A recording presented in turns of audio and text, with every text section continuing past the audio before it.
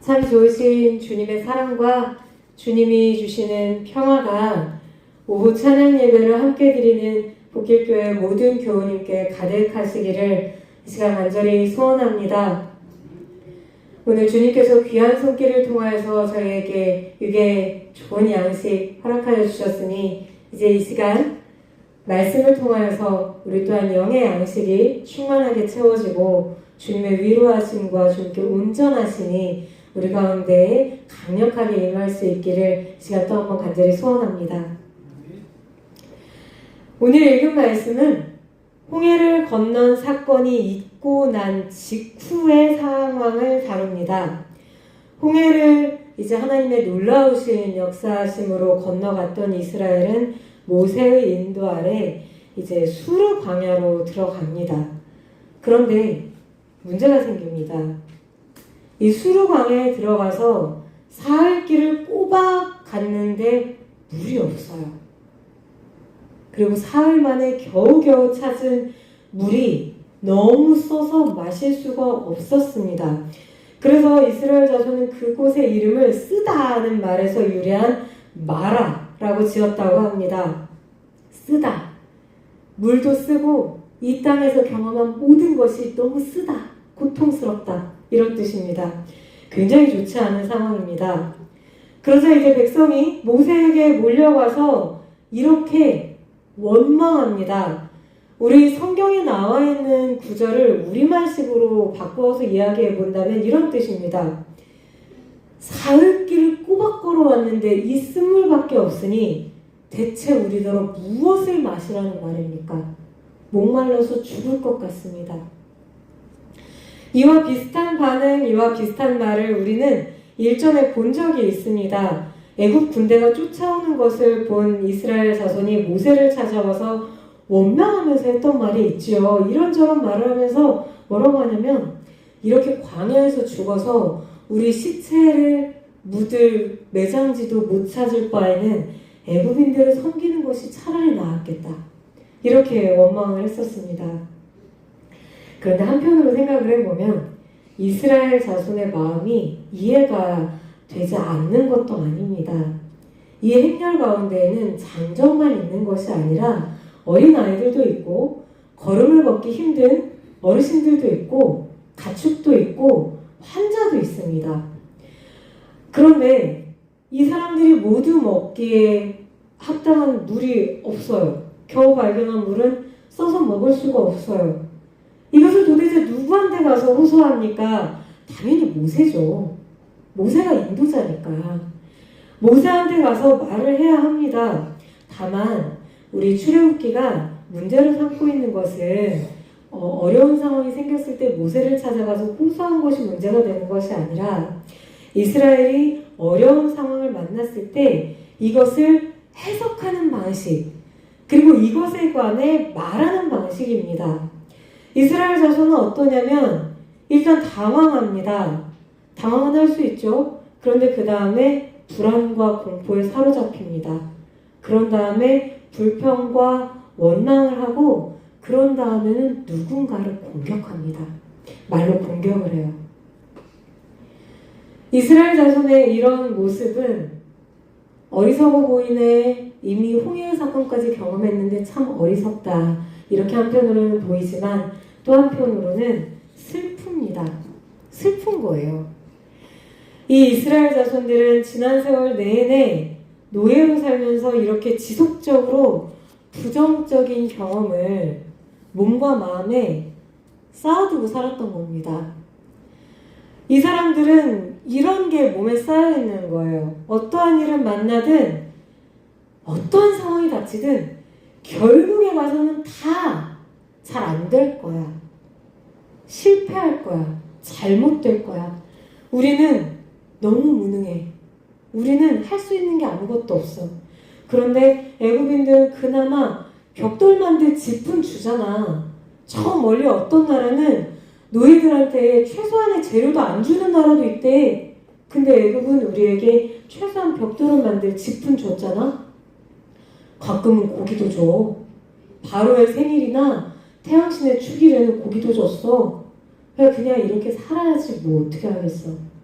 그러다가도 아니야, 그리고 이건 너무나 불공평해. 언제까지 우리가 이렇게 살아야 돼? 때리면 맞고 죽이면 죽고 언제까지 우리가 이렇게 살아야 될까?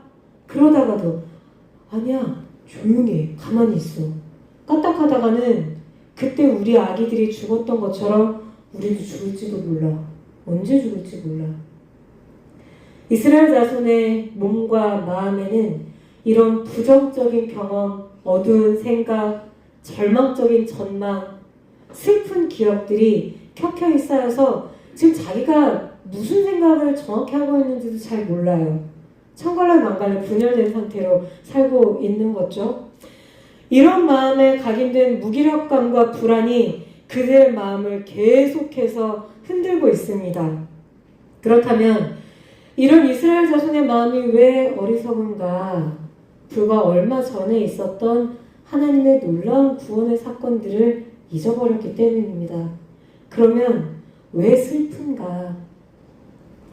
사람의 노력만으로 이 습관화된 무기력, 이 불안, 이 고통, 이 공포를 고치기는 너무나 어렵기 때문입니다. 사실은 거의 불가능에 가까워요. 이것은 어느 한 개인의 기억이 아니라 민족 전체의 기억, 민족 전체의 불안, 민족 전체의 고통이기 때문에 이것을 치유하기는 사람의 힘으로는 거의 불가능합니다. 그래서 이 이스라엘 자손뿐만 아니라 이런 경험을 오랫동안 해왔던 사람은 과거의 부정적인 경험들에서 얻은 상처와 절망의 경험을 계속 현재의 상황으로 끄집어 옵니다. 어떤 어려운 상황이 닥치면 그때 그렇게 해서 우리가 실패했었지, 그때 그렇게 해서 우리가 결국 절망했지, 그때 그렇게 해서 우리가 결국에는 우리의 자식들을 잃었지, 이런 기억들을 의지적으로 계속 끌어와요. 그래서 결국 다시 원망을 선택하고 절망을 선택하고 좌절로 빠져듭니다. 그래서 슬픈 거예요. 이스라엘의 이 모습이 현대를 사는 우리의 모습과 너무나 닮았기 때문에 출애굽기를 읽다가 보면 왜 그럴까 이스라엘 자손이. 그러다가도 아이고 남의 일이 아니네, 남 얘기가 아니네, 이렇게 여겨지는 것입니다. 성경은 마라의 물이 왜 썼는가 그 이유를 정확히 밝히지 않아요. 물에 사람이 마시면 안 되는 어떤 독성이 있었는지 아니면 심하게 오염된 상태였는지 단순히 그 물이 사람이 마실 수 없을 정도로 맛이 너무 엉망이었는지 성경 구절만 가지고 봐서는 모릅니다. 그러나 분명한 것은 마라에 도착하였을 때 가장 썼던 것, 어찌나 쓰디쓴지 도무지 어디 가져다 사용할 수가 없게 망가져 있었던 것은 마라에 쓴 물이 아니라 바로 이스라엘 자손의 마음과 이스라엘 자손의 심령이었다.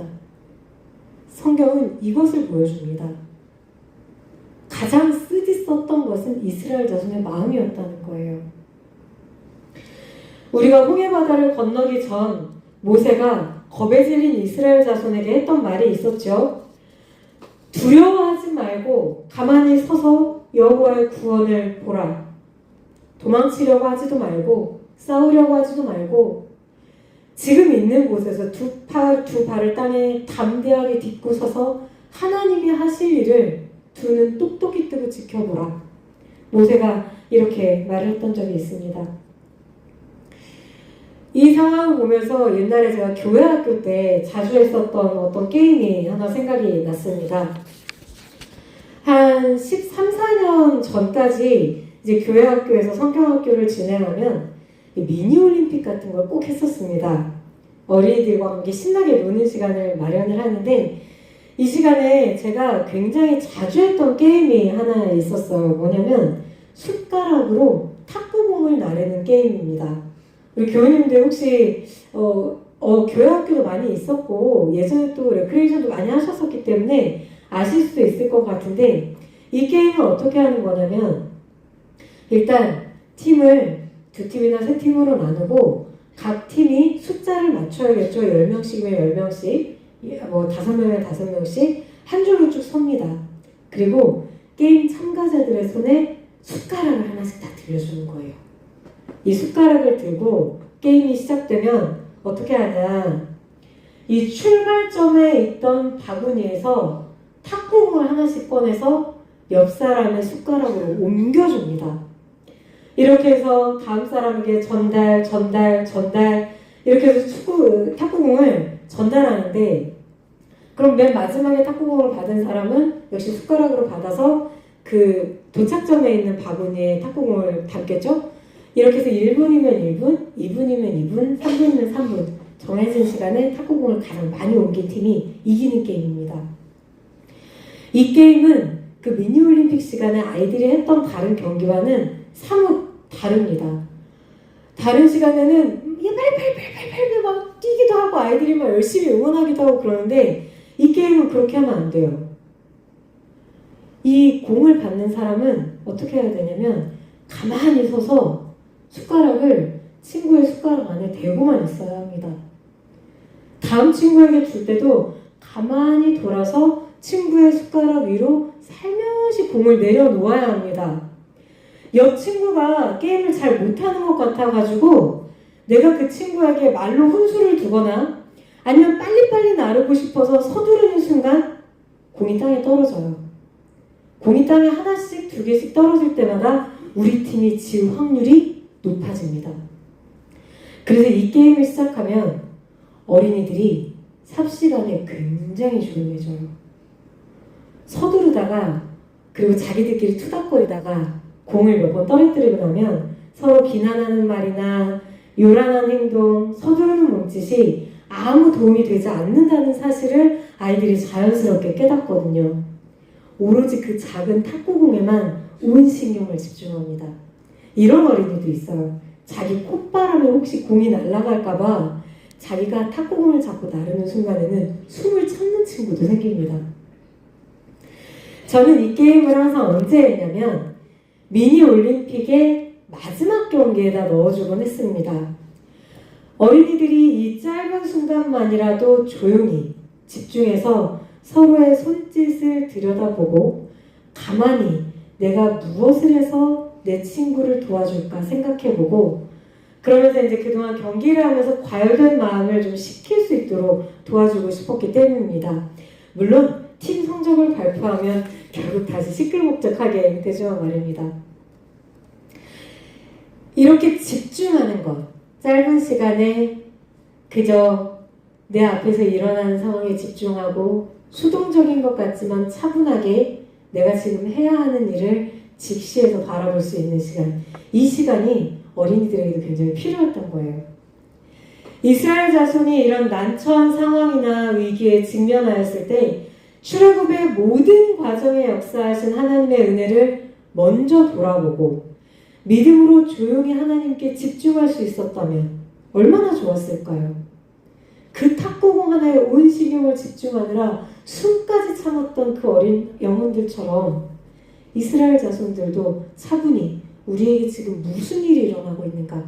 그 다음에 우리에게 무슨 일이 일어날 것인가?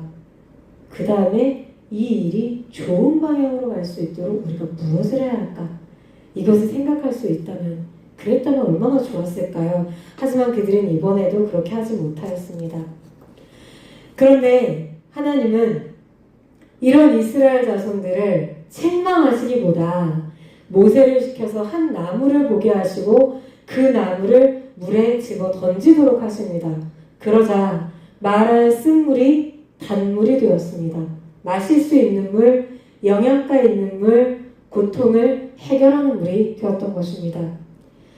이스라엘 자손의 인생 앨범, 실패하고 좌절하고 고통스럽고 절망하고 이런 장면들로만 가득했던 이스라엘 자손의 인생 앨범에 이제 새로운 장면 하나가 또 들어옵니다. 뭐냐면 바로 마라의 쓴물을 단물로 바꾸시는 하나님의 역사입니다. 하나님은 노예 생활의 고통에서 비롯된 상처, 두려움, 분노, 그리고 부정적인 결론을 내리는 습관 등의 그 쓰디쓴 감정들, 그 아픈 심령들을 지금 직접 다루어 주시고 위로해 주고 계십니다. 무엇으로 다루어 주십니까? 그 고통의 자리에 하나님의 은혜를 채워주심으로써 그 슬픔의 자리를 하나님의 사랑으로 덮어주심으로써 말입니다. 출애굽기 15장 26절은 이렇게 기록하고 있습니다. 이르시되 너희가 너희 하나님 나 여호와의 말을 들어 순종하고 내가 보기에 의를 행하며 내 계명에 귀를 기울이며 내 모든 규례를 지키면 내가 애굽 사람에게 내린 모든 질병 중 하나도 너희에게 내리지 아니하리니 나는 너희를 치료하는 여호와임이라. 우리가 하나님의 속성을 일컫는 여러 표현을 많이 기억을 하고 있죠. 여호와 삼마, 여호와 치드케누, 여호와 니시 등등 여러 가지가 있는데 우리가 가장 자주 입에 올리는 말이 뭐냐면 여호와 이레와 여호와 라파가 아닐까 싶은데 이 여호와 라파 치료하시는 하나님의 유래가 된 것이 오늘 지금 바로 우리가 읽은 이 말씀입니다. 여호와 라파 치료하시는 하나님. 오늘 하나님이 이스라엘 자손에게 내가 너희를 치료하는 하나님이 되겠다. 너희의 슬픈 역사, 아픔의 순간, 고통의 기억을 그 쓰디쓴 상처들을 치료하는 하나님이 되어주겠다. 하나님께서 지금 이렇게 약속하고 계신 것입니다. 그런데 이 약속에 조건이 하나 붙어요. 그게 뭐냐면 하나님께 마음을 다하고 하나님의 말씀에 온전히 순종하는 삶을 살아야 한다는 것입니다. 어떠한 상황에서도 모든 의지를 동원해서 나는 하나님의 이름을 높여드릴 것이다. 나는 하나님의 역사에 집중하겠다고 하는 것을 선택하는 삶을 살아야 한다는 것입니다. 이스라엘 자손의 쓰디쓴 마음은 반드시 치유받아야 합니다. 변화되어야 돼요.